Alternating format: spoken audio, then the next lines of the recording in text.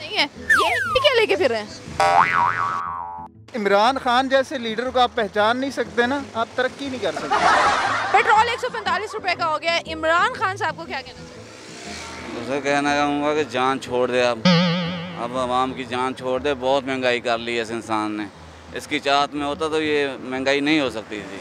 ठीक है जी, एक मिनट रुकिएगा। ये भाई इधर आ, इधर आ, इधर आ, इधर आ, इधर आ, इधर आ, इधर आ।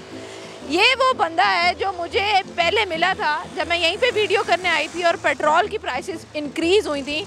इस बंदे ने मुझे कहा था जी कि पेट्रोल 600 रुपये लीटर भी हो जाए, हम अपने लीडर के प्यार में पेट्रोल डलवाएंगे।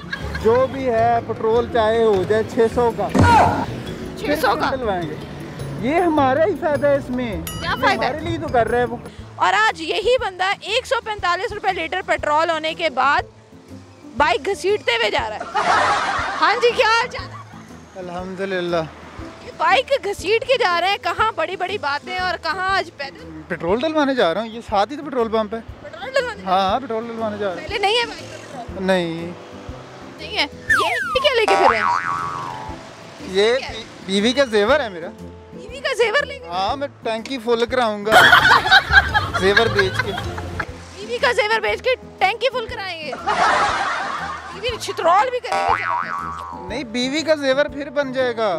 इस जैसा लीडर हमें नहीं मिलेगा दोबारा।